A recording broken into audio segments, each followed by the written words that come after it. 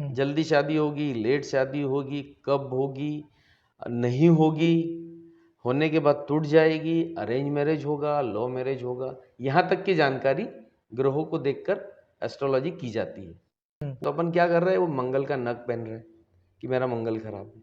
अब वो नख क्या करेगा, सूर्य आपके जन्म कुंडली में अगर डाउन जा रहा है जी। बहुत ही डाउन जा रहा है, तो आपको कौन सी चीजें नहीं मिलेगी, तो है रिस्पेक्ट, अच्छा। बड़ी पोस्ट, जी। गवर्नमेंट जॉब जी। या पॉलिटिक्स में कहीं अच्छी पोस्ट। आप जैसा करोगे आपको रिजल्ट मिलेगा, अच्छे के साथ अच्छा, बुरे के साथ बुरा। यही एस्ट्रोलॉजी में भी ग्रहों के थ्रू बताया जाता है। जी। राहु अगर पंचम में है तो आपका एक ही पुत्र होगा। अब शनि ग्रह को न्यायाधीश माना जाता है, मतलब ये मान लो कि एक डर ये आपके अंदर होना चाहिए। जी। अब ना मुझे मालूम है, ना आपको मालूम, ना किसी को मालूम कि पीछे उसने क्या किया है, वो कहाँ जन्म लिया था।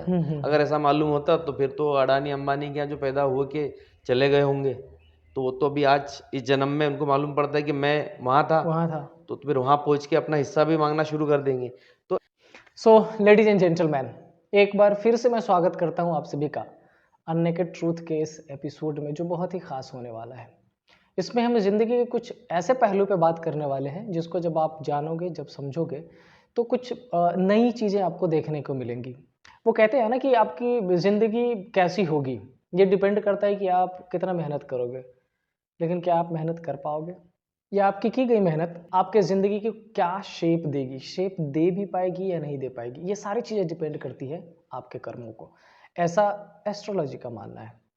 और अगर मेरी बात की जाए तो मेरी जानकारी एस्ट्रोलॉजी से बहुत ख़ास नहीं है, तो मेरी जो नॉलेज है वो यही ख़त्म होती है। तो चलते हैं किसी ऐसे खास पर्सन के पास जिनके पास बहुत सारा एक्सपीरियंस है, ऑलमोस्ट 20 to 25 ईयर्स का एक्सपीरियंस है, जिनसे बात करने वाला हूँ। उनके लिए और भी मैं ज़्यादा उत्सुक इसलिए था इस शो को रिकॉर्ड करने के लिए, क्योंकि वो मेरे बड़े भाई जैसे हैं और हम साथ में काम कर रहे हैं, ये मेरी खुशनसीबी है। स्वागत करते हैं किशोर सकलकर सर का। सर, मैं दिल्ली से बुरहानपुर तक पहुंचा, ये मेरे को पता नहीं था कि मैं ऐसा करने वाला हूँ या ऐसा होने वाला है। बट जितनी आपसे मिलने के बाद मैंने एस्ट्रोलॉजी को समझा, मैंने पढ़ा, मेरे को ऐसा लगा कि कहीं ना कहीं ये डेस्टाइंड था, ये लिखा हुआ था कि मेरे को यहाँ पहुँचना ही है। तो क्या लगता है ये किस बेसिस पे चलती है ये चीज़ें? एस्ट्रोलॉजी की बात करें तो जैसा आपका मेरा यहाँ मिलना तय था जी। एस्ट्रोलॉजी में कहा जाता है कि ये हमारे पिछले जन्मों के कुछ ऋणानुबंध बोलते हैं उसको। ऋणानुबंध होते हैं जो हम कहीं मिले होंगे और बिछड़े होंगे, लेकिन उस समय का जो भी हमारा प्लस माइनस रहा होगा, लेन देन रहा होगा, वो हम अगले जन्म में उस जगह पर उतने लोगों से मिलते हैं। जैसे आपका यहाँ मिलना हुआ, तो यहाँ जितने भी लोग आपसे मिले, कहीं ना कहीं पुराना आपका उनसे कोई संबंध रहा होगा, तभी हम उसके हिसाब से यहाँ मिले। ओके। और वो आप जितने पल का आपका साथ उनका होगा, उतने समय आप यहाँ रहोगे, अपने आप फिर आप और कहीं दूसरी जगह शिफ्ट हो जाओगे। लेकिन वो लोग यादों में आपके बसे रहेंगे, बने रहेंगे।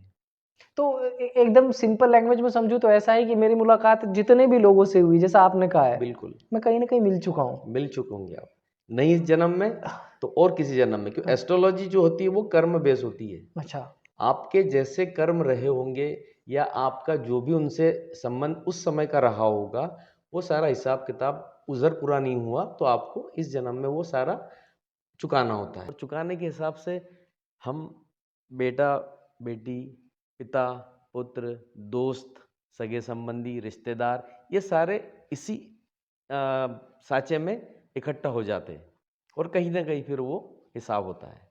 ऐसा एक कर्मा का सिद्धांत है। और एस्ट्रोलॉजी को देखा जाए तो एस्ट्रोलॉजी पूरी कर्म बेस्ड है। और इसकी शुरुआत सबसे पहले अपन बात करेंगे कि ये सही होती क्या। कुछ लोग उसको मानते हैं एस्ट्रोलॉजी को, कुछ लोग नहीं मानते। लेकिन अगर आपको सही एस्ट्रोलॉजी करनी है किसी के से रिलेटेड, तो आपको ध्यान रखना होगा कि उसकी जो जन्म पत्री, जन्म कुंडली बोलती है जिसको हम, वो अगर सही टाइम के हिसाब से बनी है, थोड़ा भी टाइम इधर उधर हुआ होगा और वो बन गई होगी, तो उसमें आप 100% रिजल्ट नहीं बता पाओगे कि आपके साथ में ऐसा होगा। हाँ, फिर भी 75% की पूरी गुंजाइश है, वो बता सकते हैं। तो ऐसी बहुत सारी फील्ड है, जैसे एजुकेशन, हमें आगे किस फील्ड में जाना है, मैरिज से related, arrange marriage, love marriage, या जो भी छोटी मोटी समस्याएं उसकी होगी जिससे वो जूझ रहा है, तो उसका कोई ना कोई वो रीज़न उसमें पता चलता है, देख सकते हैं हम, और उसके हिसाब से फिर उसका रास्ता हम बताते हैं। ओके। लेकिन कुंडली सही होनी चाहिए कुंडली सही होनी टाइम चाहिए। के हिसाब से। ये जब लास्ट टाइम हमारी बात हुई थी इस पे, और अभी मैं सुन रहा हूँ, ये और इंटरेस्टिंग लग रहा है मेरे को। जब आपने बहुत सारी चीज़ें बता दी, लाइक आपने ये बता दिया कि कुंडली अप्स एंड डाउन कैसे होगा, क्या रियलिटी है उसका, एस्ट्रोलॉजी एक्चुअल में क्या है, कर्म पे बेस्ड क्या है। कर्म।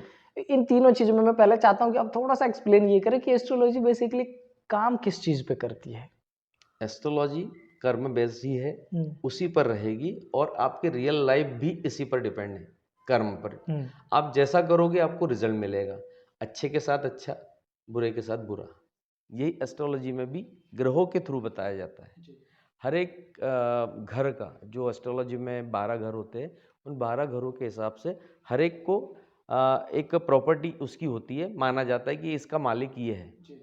और मान लो शनि और सूर्य के एग्जाम्पल ले लेते हैं अपन। शनि को माना जाता है सूर्य का पुत्र, सूर्य पुत्र शनिदेव, ऐसा माना जाता है। अब वो एस्ट्रोलॉजी में कहीं आपका भावों के हिसाब से, घर के हिसाब से उसकी पोजीशन क्या है, उस पोजीशन से मैं आपको कुंडली देख के ये चीज़ बता सकता हूँ कि आपके आपके फादर से क्या संबंध है। अच्छा, ओके। टर्म्स क्या है, मतलब दोस्ती का है, दुश्मनी का है, लड़ाई झगड़े का है, वो देखते से पता चल जाता है। तो शनि और सूर्य जो भी दुश्मन एक दूसरे के माने जाते हैं, वो आपकी कुंडली में कहाँ है, उसके हिसाब से आपका वो एक रिजल्ट हम बता सकते हैं। उसी तरीके से बेटा, जो आपका पंचम भाव बोलते हैं कुंडली में, पंचम भाव, पंचम भाव में आपकी पढ़ाई लिखाई, आपके पुत्र संतति कितनी होगी, क्या होगी, ये भी ग्रहों पर डिपेंड करता है ना? अब वो एस्ट्रोलॉजी कहती है ऐसा कि आपके पंचम में यदि एकमात्र ग्रह बैठा है राहु, राहु जो छाया ग्रह माना जाता है, जिसका अपना कोई अस्तित्व नहीं है, अमृत कलश से जो भी अपना रूप बदल कर उसने अमृत पी लिया था, इसलिए वो देवों की लाइन में आ गया, तो उसको छाया ग्रह माना जाता है। राहु अगर पंचम में है तो आपका एक ही पुत्र होगा। अच्छा, ये एस्ट्रोलॉजी क्लियर करती है आपको, एक ही पुत्र होगा, एक ही बेटा होगा। और राहु अगर अच्छी हालात में, अच्छी पोजीशन में है, पावरफुल पोजीशन में है, तो आप जैसे जो सट्टा जुआ इस टाइप के जितने भी काम हैं उसमें आप बहुत आगे जाओगे। अच्छा। ये आपको कहीं ना कहीं पॉलिटिक्स भी ले जाता है, पॉलिटिकल पार्टी की तरफ भी खिंचाव आपकी तरफ होता है उसका, और आपको कोई ना कोई पोस्ट जरूर दिलाता है अगर वो पावरफुल पोजीशन में है तो। वरना अगर डाउन है तो फिर आप कमाया हुआ भी बर्बाद हो जाएगा, लुटा दोगे आप उसको। वरना अगर डाउन है तो फिर आप कमाया हुआ भी बर्बाद हो जाएगा, लुटा दोगे आप उसको। ऐसा एक उसका एक कैलकुलेशन होता है, वो मैं कुंडली देखकर ही उसका रिजल्ट बता पाता हूँ मैं। तो ये पंचम का हो गया। उसी तरीके से सप्तम की बात करें, सातवां घर, सातवां घर होता है हमारे शादी विवाह से रिलेटेड। अब सप्तम में ग्रहों की क्या पोजीशन है, जल्दी शादी होगी, लेट शादी होगी, कब होगी, नहीं होगी, होने के बाद टूट जाएगी, अरेंज मैरिज होगा, लव मैरिज होगा, यहाँ तक की जानकारी ग्रहों को देखकर एस्ट्रोलॉजी की जाती है। अब बहुत सारे लोग जागरूक हो गए आज के समय में, विदेशों में भी अभी ये ट्रेंड चल पड़ा है कि बच्चे को धरती पर लाना, पैदा करना भी एस्ट्रोलॉजी के थ्रू हो रहा है। कि टाइम पंडितों से पूछा जाता है कि कौन सा टाइम सही है, क्या है, ग्रहों की स्थिति क्या है, चाल क्या है, उसके हिसाब से वो सिजेरियन ऑपरेशन के थ्रू बच्चे की पहले करा लेते हैं या रोक लिए बाद में रोक करके बाद में करवाते हैं। पर उसमें भी आप देखो, जिसकी किस्मत में जो लिखा होता है, जैसा उसके कर्मों के हिसाब से होना होता है वही होता है। वो उसके हिसाब से धरती पर आता ही नहीं, पैदा ही नहीं होता। और कुछ एकदम गरीब परिवार में जन्म लेकर भी खूब बहुत ऊंचाई पर पहुंच जाता है, और कुछ बहुत अमीर परिवार में पैदा होकर भी बर्बाद हो जाता है। ये क्या है, ये सारे कर्म ही है। एस्ट्रोलॉजी से भी इसका एक ऑब्जर्वेशन करके बताती है कि ये तुम्हारे कहीं कम रहे होंगे, इसको तुम सुधारो, इन कर्मों को सुधारो, ऐसा करो। जैसे साइंस में लॉजिक होता है ना कुछ कि भाई ये प्रूफ करना है आपको। अब साइंस में उल्टी सीधी कोई चीज केमिकल की हो जाती है तो उसका रिएक्शन भी होता है। वैसा सेम इसमें भी होता है। तो वो कर्म बेस है, इसलिए कर्मों पर ज्यादा ध्यान देना चाहिए। पूरे कुंडली में एकमात्र ग्रह होता है शनि। शनि ग्रह कर्मों का फल देता है।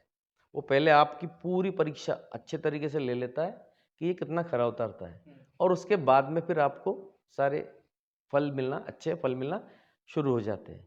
अब शनि ग्रह को न्यायाधीश माना जाता है, जज माना जाता है। अब न्यायाधीश का काम क्या होता है? सारे केसेस को सुनना, डिसीजन देना। तो शनि ग्रह कुंडली के जितने भी ग्रह होंगे उन सारों के भी आपको अच्छे बुरे जो भी कर्म, उसका भी सजा देने वाला शनि ही होता शनि है। होते हैं। इसलिए पूरी कुंडली को शनि ग्रह अपने कर्म प्रधान माना गया है अच्छा। कि जैसे आप कर्म करोगे, इसमें अब पिछले जन्मों की बात की जाती है कि पिछले जन्मों में आपसे जैसे भी रहे होंगे वो इस जन्म में आपके सामने आएंगे, उसके हिसाब से फिर आपको फल मिलना शुरू होंगे। अब इस जन्म में आप लाख कोशिश करें। लोग बोलते हैं कि हम बहुत मानते हैं, बहुत दान करते हैं, बहुत लोगों का भला करते हैं, फिर भी हम परेशान हैं। तो ये परेशानी क्या है? अभी इस जन्म का आप जो कर रहे हो तो आपको मिलेगा भविष्य में। ओके। पर अभी जो पास्ट आपने कर चुके हो वो तो उसको हिसाब करना बचा जो है ना आपने आपका, कर रखा है है ऑलरेडी। वो तो करना पड़ेगा ना पूरा हिसाब। तो वो चलता है। तो वो हिसाब अगर आपका हो जाता है, 1 रुपए भी आपका किसी का लेन देन है, वो आप पिछला करके चुका के खत्म कर देते हैं, तो आपका हिसाब पूरा है। और आपका 1 रुपया भी बचा है किसी पर या किसी को देना, तो विथ इंटरेस्ट वो सारा चीज आपको चुकाना ही है। तो किस रूप में चुकाते हैं वो कोई बेटा या बेटी जो आपके घर में कभी 99% घरों में आप देखो जो अच्छे खासे घर के हैं, उनके घर में कोई मेंटली डिस्टर्ब बच्चा पैदा हो जाता है या फिजिकली प्रॉब्लम वाला कोई बच्चा पैदा हो जाता है, तो तय जिंदगी उनको उसकी देखभाल करनी पड़ती है ना, पूरा केयर करना पड़ता है। तो एस्ट्रोलॉजी ये कहती है कुंडली में ये चीज़ उनके फादर केस में ये होगी कि उन्होंने वो सारा हिसाब किताब इसका भी बचा है, तो वो फुलफिल हो रहा है, पूरा वसूल हो रहा है, ऐसा माना जाता है। तो जैसा आपने बोला कि एस्ट्रोलॉजी बेस्ड है ऑब्जर्वेशन पे। ऑब्जर्वेशन किस चीज का? कर्मों का। कर्मों का।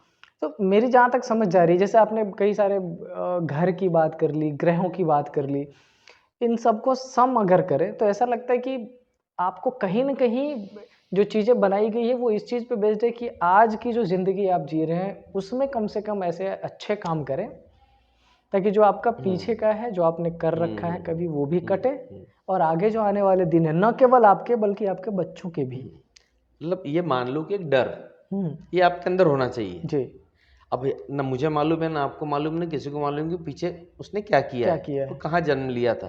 अगर ऐसा मालूम होता तो फिर तो अडानी अंबानी के यहाँ जो पैदा हुए के चले गए होंगे, तो वो तो अभी आज इस जन्म में उनको मालूम पड़ता है कि मैं वहाँ था, तो फिर वहाँ पहुँच के अपना हिस्सा भी मांगना शुरू कर देंगे।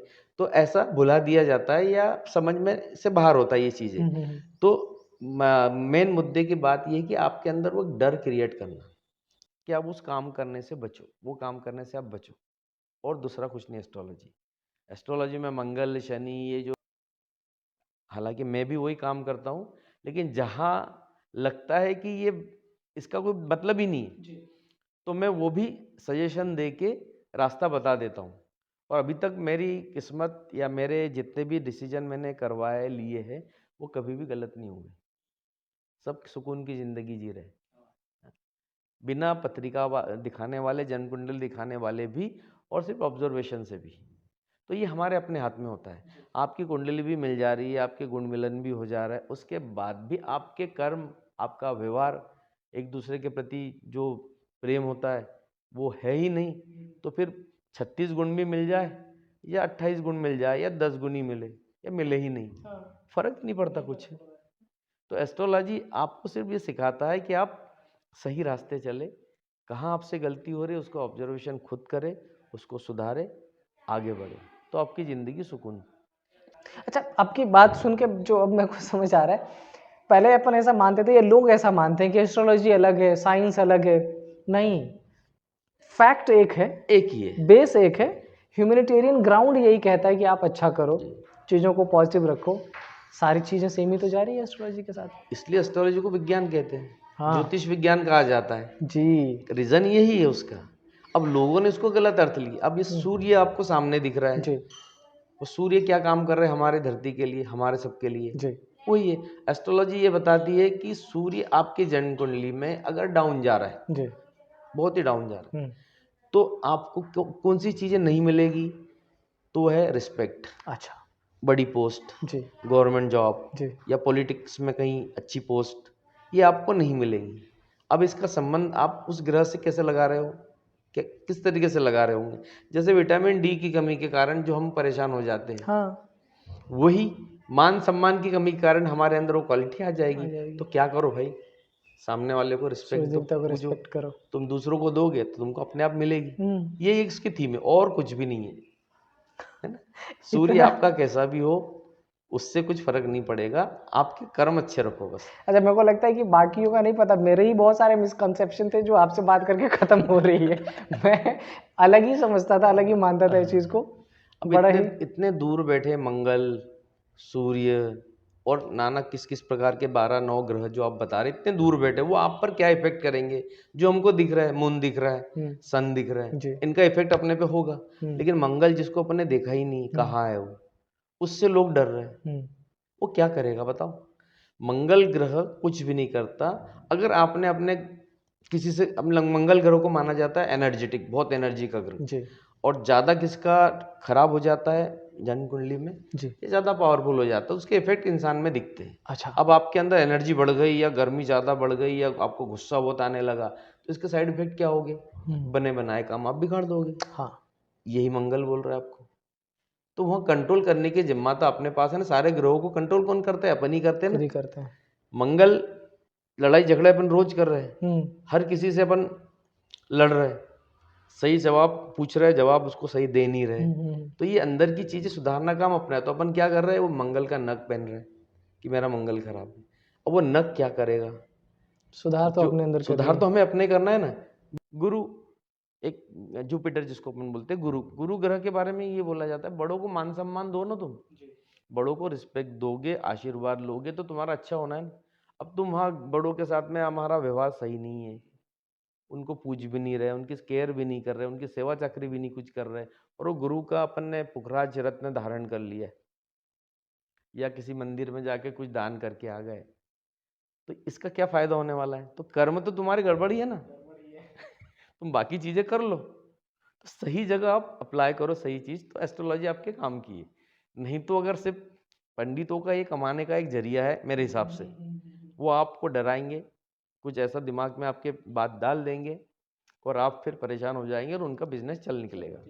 तो बेसिकली मैं ये कहूँ कि चाहे वो ग्रह मंगल की आपने बात कही या शुक्र या शनि की बात कही, सारी चीज़ों में कॉन्सेप्ट फाइनली वही है कि आपने सही काम करना है। लेकिन मेरे दिमाग में कुछ चीज़ें और आ रही हैं, मैं चाहता हूँ पहले एक बार समझें उसको। जी। जब शादी की बात होती है किसी की भी, हम्म। तो मैंने सुना है कि जो मंगल है ये बहुत बड़ा रोल प्ले करते हैं, है ना? ये क्या होता है बेसिकली ये? देखो, जन्म कुंडली की बात अपन करेंगे, जी लड़की की और लड़के की मैच मेकिंग अपन जब करते हैं, जी तो मंगल ग्रह को देखा जाता है। जी अब लड़का और लड़की में किसी एक में मंगल ग्रह पावर में है, जी और एक में है ही नहीं। जी जो घर माने गए उसमें 4, 8, 12 उसमें मंगल है, तो लड़का या लड़की मंगली माना जाता है। तो एस्ट्रोलॉजी के हिसाब से जन्म कुंडली में एक के है, दूसरे के नहीं है, मतलब बराबरी का है नहीं वो।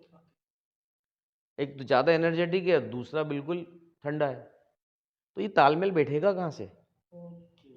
तो दोनों को लेवल बराबर, भाई पढ़े लिखे सेम हो, जॉब में सेम हो, पैकेज में सेम हो, है ना, विचार मिलते हो, तो वो सारे मिलिंद है ना आपके, ऊपर नीचे है सब हो। तो जन्म कुंडली में बोला गया है। अब हम आप जैसे लोग पुराने समय में मानते नहीं होंगे, ये चीज़ को कर लेते होंगे, तो पुराने बुजुर्गों ने कुछ ऐसी चीज़ डाल दी कि भाई मंगल हो तो मंगल देख के शादी करो।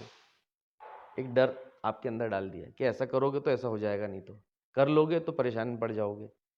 तो वो तरीका समझाने का क्या था उनका कि भाई तुम लेवल में नहीं हो ना, अपने लेवल का देख लो, तुम्हारी जिंदगी सुकून से चलेगी। यही मंगल कहता है। शुक्र की बात करें, शुक्र विनस बहुत ही चमकीला सौंदर्य प्रसाधन जिसमें के अंतर्गत आते, वो शुक्र स्त्री का रिप्रेजेंटेटिव करता है, स्त्री को रिप्रेजेंटेटिव करता है। अब आपके कुंडली में बहुत अच्छा शुक्र है, और आप अपनी वाइफ से मारपीट कर रहे, उसका रिस्पेक्ट झेले भर का नहीं कर रहे, उसको पूछ नहीं रहे, उसकी केयर नहीं कर रहे, तो फिर आपके शुक्र कहाँ से सही होगा? तो वो रिप्रेजेंट एक एक ग्रह एक एक का है। सूर्य पिता का है, सॉरी शनि पिता का है, सूर्य बेटे का है, चांद चंद्रमा माँ का रिप्रेजेंटेटिव है, शुक्र पत्नी का रिप्रेजेंटेटिव है। तो हर एक को ऐसे एक रिप्रेजेंटेशन दे रखा है। अब वो आप लाइफ में कर रहे हैं क्या, ये देख लो बस। तो आपको कोई एस्ट्रोलॉजी करने की, किसी के पास जाने की जरूरत नहीं पड़ेगी, ना जन्म कुंडली दिखाने की जरूरत पड़ेगी, वो आप ही सुधार लोगे। ये उसका कॉन्सेप्ट है और बेसिक दूसरा ये कुछ है नहीं। कि आपने अगर अपने रिश्तों को सही से समझ लिया, संभाल लिया, आपने अपने ऊपर काम कर लिया, बस तो आपके कर्म अपने आप सुधर गए। कर्म सुधर गए तो भविष्य आपका उज्जवल है। फिर आपको कोई नग धारण करने की जरूरत नहीं, कोई पूजा पाठ करने की जरूरत नहीं है, और न किसी ज्योतिष के पास जाने की जरूरत पड़ेगी कि साहब मैं परेशान हूँ, क्या है देख लो। जी। अच्छा, मेरे मन में एक बड़ा क्वेश्चन था ये उससे जी। रिलेटेड, जब मैं कहीं पढ़ रहा था इसको, तो जी। कि क्या कुंडली में बदलाव किया जा सकता है? हाँ, किया जा सकता किया है। जा सकता है। जी। कुंडली में बदलाव सिर्फ टाइम से हो जाता है। टाइम थोड़ा सा अपन आगे पीछे कर दो तो सारी चीज़ें बदल जाती है। जी। ऐसे कुछ बदलाव मैं कर चुका हूँ, और जिनके साथ भी किए वो सुकून की ज़िंदगी जी रहे हैं। मतलब सीधा सीधा ये है कि जिन पंडितों ने ये डर या भ्रम फैला रखा था कि इसको मंगल है या इसका मंगल बहुत खतरनाक है और ऐसा करने से ऐसा हो जाएगा, वो सिर्फ देखी हुई कुंडली के आधार पर हुआ है ना। क्योंकि उसका टाइम, मैंने स्टार्टिंग में आपको बताया कि टाइमिंग अगर फिक्स है, एक्यूरेट टाइम, जी। बच्चा अपनी माँ के पेट से पूरी तरीके से जब बाहर आ जाता है, वो टाइम वो परफेक्ट टाइम होता है रोने की आवाज़ आने के बाद का, जी। है ना। वो टाइम है। और वो टाइम में अगर हॉस्पिटल की घड़ी में कुछ और है, आपकी घड़ी में कुछ और है, और वहाँ लिखा है, अपन नगर पालिका जहाँ भी लिखवाते नाम कुछ दर्ज और लिख करवाते गया। हैं, वहाँ और कुछ टाइम लिखवा है, तो डेफिनेटली कुंडली तो 3 बार चेंज हो गई उसकी। तो सही तो है नहीं उसके पास नहीं में। हुआ सही। सही नहीं तो जिस भी टाइम से वो बनी है उसका 75% तो करेक्ट ठीक रहेगा। आता ही है, करेक्ट आएगा ही आएगा। लेकिन जो 25% है वो आपको दिक्कत देगा, फिर आप उसमें घूमते रहोगे पूरे समय। ओके। तो उसका रास्ता एक ही है कि या तो कुंडली को देखो मत, और कुंडली को दिखाते हो किसी को तो जो जानकार है, अच्छी तरीके से समझ सकता है, आपको रास्ता बता सकता है, उसके पास उसको ले जाओ। नहीं तो फिर प्रोफेशनल लोग जितने भी वो आपको भटका देंगे और आपकी जेब से पैसा जाएगा, फायदा कुछ भी नहीं होगा। अब उसी तनाव में भटकते रहोगे। या तो मानो ही मत, और मानो तो फिर सही आदमी से सलाह ले लो। वो कहता नहीं कि स्पेशलिस्ट जो है वो हाँ, स्पेशलिस्ट उसी से ही है। सलाह लो। और प्रोफेशनल इंसान अपने पैसे के फायदे के लिए वो आपको सारी चीजें बता देगा जिसकी बिल्कुल ही जरूरत नहीं है। एक हमारे नज़र में ऐसा एक बंदा है जो एक क्वेश्चन पूछने का बोलता है कि एक ही क्वेश्चन है, आप एक लिख दो, कौन सा क्वेश्चन पूछना है उसी का मैं जवाब दूंगा, 500 रुपीज पर क्वेश्चन। अब सोचो एक आदमी के एक क्वेश्चन से 10 क्वेश्चन बन जाते हैं, तो उसकी संतुष्टि कहाँ होगी। जी। उसने बोला शादी होगी क्या मेरी, हाँ या नहीं, 500 रुपये दे दो। अब वो क्या संतुष्टि हुई सामने वाले की। तो उसको समझाओ क्यों नहीं हो रही है, क्या रास्ता है, क्या तेरे से कमी हो पा रही तेरे कामों में, वो चीज़ें बताओ। सब अपने हाथ में है, रास्ता दिखाने वाले सही चाहिए बस। वो एस्ट्रोलॉजी के चक्कर में अगर घूम गए तो फिर ये बहुत ही विचित्र विज्ञान भी बोल सकते हैं इसको। बहुत आसानी से पैसे कमाए जा सकते हैं इससे। कहीं बैठ जाओ, अपनी 10 बाय 10 का रूम बना के लैपटॉप रख लो सामने और एडवर्टाइजमेंट करके अपना काम शुरू कर सकते हैं। उसने बोला शादी होगी क्या मेरी, हाँ या नहीं, 500 रुपये दे दो। अब वो क्या संतुष्टि हुई सामने वाले की। तो उसको समझाओ क्यों। लेकिन सही बताना और रास्ता दिखाना ये काम डिफरेंट है, ज़्यादा इम्पोर्टेंट भी। हाँ, इम्पोर्टेंट भी हो यही है। अच्छा किशोर सर, एक छोटा सा जो मेरे को कॉन्ट्राडिक्शन लगता रहा है उसमें, साइंस कहती है कि मुझे कल का नहीं पता, आज हम सो रहे हैं, हम उठेंगे नहीं उठेंगे नहीं पता। एस्ट्रोलॉजी कहीं ना कहीं ये कहती है कि नहीं, हमें पता है। हम आपकी रेखाएं, आपकी जो आपने बताया ग्रह और ये जो ये देख के हम बता सकते हैं। इस कॉन्ट्राडिक्शन के लिए क्या कहेंगे आप? साइंस लॉजिक पर बेस्ड होता है जी। वो सामने उसका सबूत मांगता है जी। तो मानता है। एस्ट्रोलॉजी बोलती है कि आज जो तुम करोगे कल उसका फल तुमको मिलेगा। अब तुम आज प्रेजेंट में क्या कर रहे हो, जी रहे हो प्रेजेंट में, तो क्या कर रहे हो। हर एक को अपना अपना मालूम होता है कि वो क्या कर रहा है। वो काम अगर वो सही करे तो फ्यूचर में उसको उसका अच्छा मिलना है ना, बेनिफिट उसका जो भी मिलना है वो अच्छा ही मिलना है। अगर इधर ही काम उसके गड़बड़ है, गलत है, दूसरों को परेशान कर रहे हैं, तो भविष्य में परेशान होगा। अब वो परेशान कैसे होगा। मैं कई बार बच्चों को एग्जाम्पल देता हूँ कि आज आपके कारण आपके पेरेंट जिस लेवल तक परेशान हो रहे हैं, जी, भविष्य में आपकी अगली जनरेशन आपको विद परेशान इंटरेस्ट करेगी, लौटाएगी। लौटाएगी। ये क्या है? ये तो कोई कुंडली या एस्ट्रोलॉजी देख के मैंने नहीं बताया। नहीं, यस। ये पिता और पुत्र का संबंध बताया मैंने जी, कि आज हम अपने पेरेंट को जितना तकलीफ देंगे, भविष्य में वो हमको भुगतने के लिए हमेशा तैयार रहना पड़ता है। ये एस्ट्रोलॉजी बोल रही। उसमें ग्रह कैसे है, क्या है, कोई लेना देना नहीं है। बस आपका काम क्या है, आपने कर्म क्या किया है, वो आपको भुगतना है। वो चाहे पहले किए हो, पहले का मतलब भी पिछले जन्म पर नहीं जाना अपने को, जी। पहले का मतलब पास्ट, पास्ट में अभी जिस इसी लाइफ लाइफ में आप में जी रहे हैं पास्ट। उसमें आपने, हाँ, हाँ। इसी लाइफ के पास्ट में आपने क्या किया है वो आप प्रेजेंट में भुगतोगे। हम्म, प्रेजेंट में जो कर रहे हो वो फ्यूचर में आपके सामने आना ही है। ये एस्ट्रोलॉजी है, इसमें गलत कुछ भी नहीं है।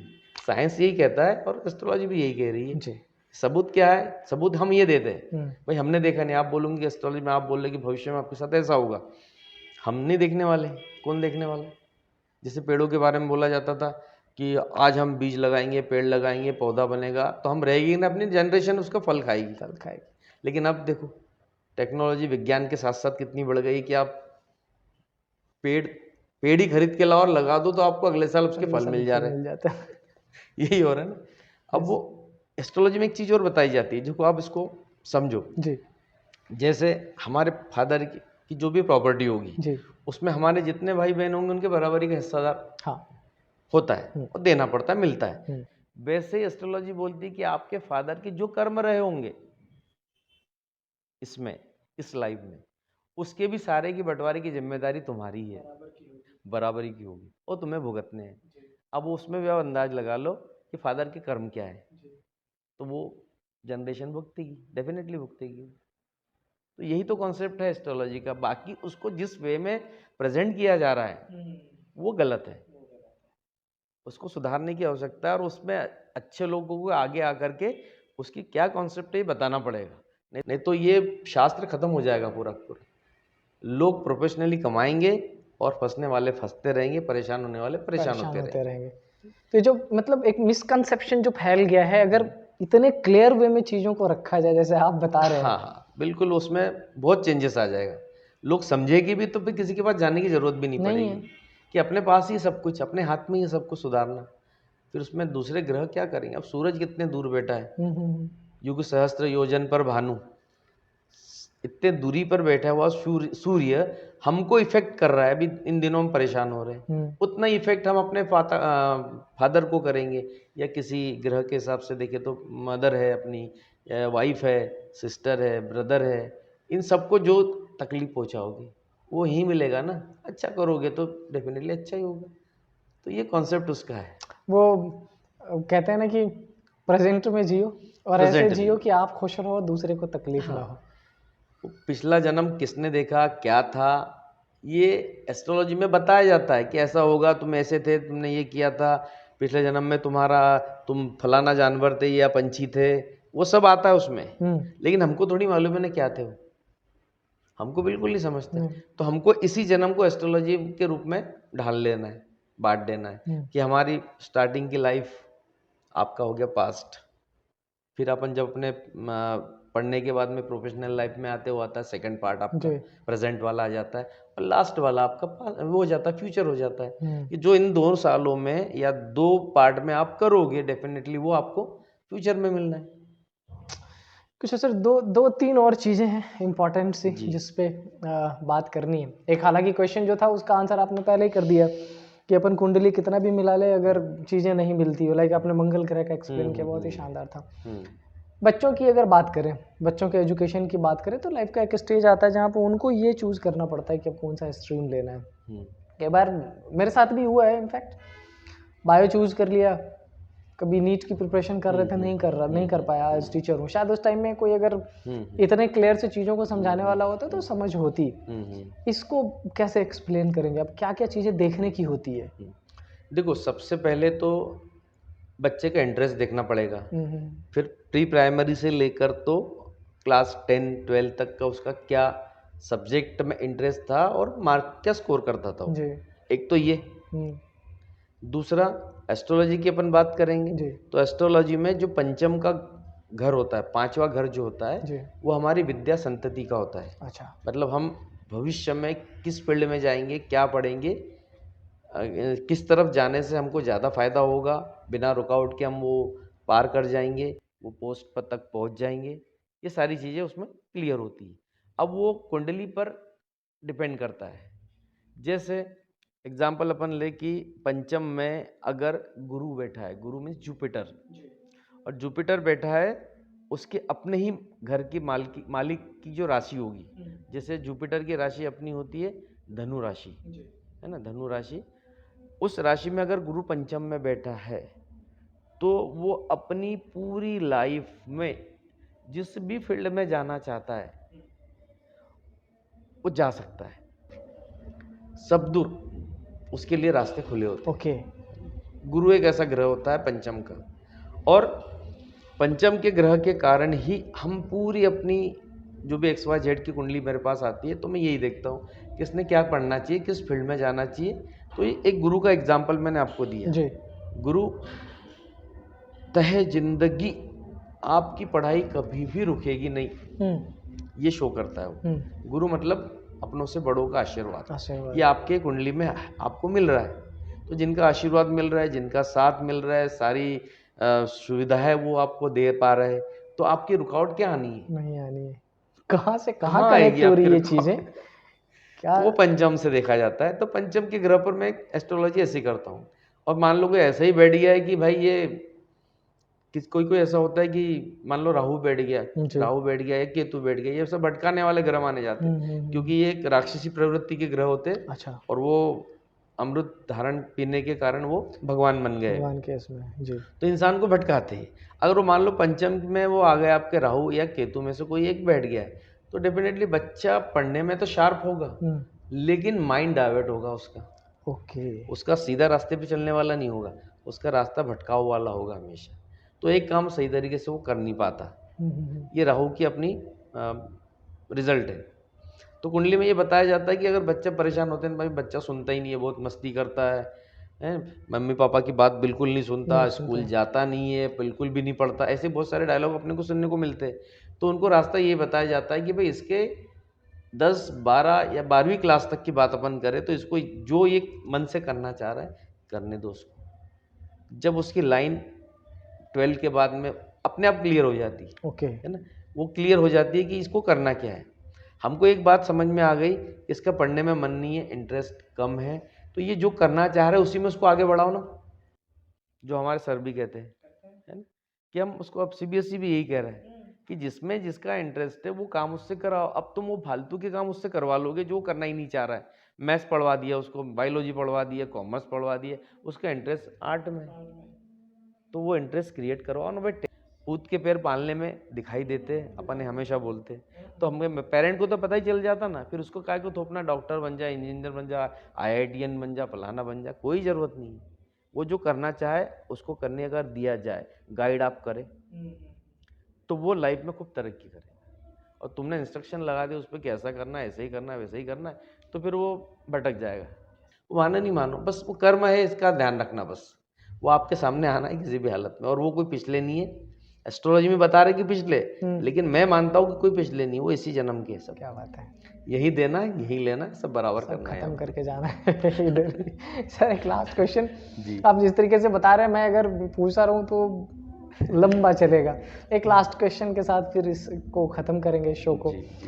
कई सारे टाइम देखते हैं जब किसी भी नई चीज़ की शुरुआत करनी होती है तो हम ये मानते हैं कि ये पर्टिकुलर डे अच्छा है या उस पर्टिकुलर डे पे ये पर्टिकुलर टाइम है जिस टाइम पे करने का। हालांकि आपने एक चीज़ क्लियर की कि कई सारे टाइम में ये जिनके पास हम जाते हैं उनके द्वारा फैलाया गया डर होता है, लेकिन फिर भी अगर मैं चाहूँ कि आप थोड़ा सा एक्सप्लेन करें इसको। मुहूर्त की बात कर रहे हैं आप, टाइम की, exactly, शुभ समय की या अशुभ समय की। देखो, सूरज कभी भी टाइम देखकर न अस्त होता है ना उदय होता है ना जी। हम उसको मानते हैं, हम चांद को मानते हैं जी। हम सारी चीज़ों को मानते, पंछियों को भी अपन मानते हैं कि नेचर का एक वो सोर्स है, पार्ट है, और वो भी समय पर सब काम। तो जब काम पूरे दिन का जो समय है हर काम के लिए अच्छा है, तो अशुभ कैसे हो सकता है? हम जब लंच कर रहे हैं, हम जब डिनर कर रहे हैं, हम क्या टाइम देख के कर रहे हैं क्या? और कितने सालों से कर रहे होंगे, बचपन से लेके तब तो, क्या खाने के बाद हम गिर पड़े क्या, या कोई परेशानी हुई क्या हमको? नहीं हुई ना। तो समय तो पूरा ही सही है, पूरा ही सही सही अच्छा है। वो हमने अपने मन में कुछ बातें बना रखी है कि ऐसा कर लेने से ऐसा हो जाएगा, वैसा कर लेने से वैसा हो जाएगा।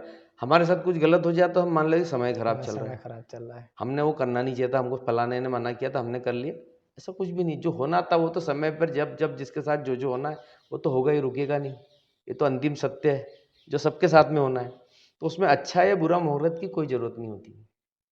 हमारे यहीं पर बहुत सारी जगह जहाँ मैं पूजा करने जाता हूँ, पूजा जी का एक मुहूर्त होता है। जी और पंचांगों में हिंदू पंचांग कैलेंडर के हिसाब से देखी जाए या टेलीविज़न पे जितने शो चलते हैं उनमें भी मुहूर्त बताते रहते हैं। इसके अलावा जो हमारा टाइम फिक्स है, भले वो मुहूर्त में आता हो कि नहीं आता हो, इतने सालों से उसी टाइम पे पूजा हुई है और बंदे ने तरक्की ही की है। क्या बात है। तो टाइम तो सभी अच्छा है, पूरा टाइम ही अच्छा है। हम जिस टाइम में जी रहे हो वो टाइम अच्छा है, वो मानना नहीं मानना अपने पर है। अगर आप अच्छे कर्मों से अच्छी ज़िंदगी जी रहे तो आपका टाइम अच्छा है, आपके कर्म ही गलत है और उससे आप परेशान हो रहे तो आप बोले मेरा टाइम खराब चल रहा है भाई, यही बोला जाता है ना। है तो ही। मुहूर्त का उससे कोई लेना देना नहीं है। So ladies and gentleman, sir के साथ बैठने के बाद, चीज़ों को सुनने और समझने के बाद, मेरी तो एक एक जो कॉन्सेप्ट थी दिमाग की वही बदल गई है। लोग कहते हैं ना कि ग्रहों का खेल है। हाँ ये सच है, ग्रहों का खेल है, लेकिन वो ग्रह जो डिनोट किया, जो सर ने एक्सप्लेन किया, वो सारी चीज़ें आपके अंदर है। आप किसी भी चीज़ को किस वे में करना चाहते हैं, क्या सिर्फ खुद को नज़र में रखते हुए कर रहे हैं या अपने आसपास जो लोग हैं उनको भी नज़र में रखते हुए कर रहे हैं, एक्चुअल में होता क्या है एस्ट्रोलॉजी, सारी चीज़ों को हमने बहुत अच्छे से समझा। और जल्दी ही सर के साथ एक और बड़ा शो रिकॉर्ड करेंगे। तब तक के लिए मैं सर को और सर से मैं विदा लेना चाहता हूँ। Thank you very much sir, thank you. Thank you very much.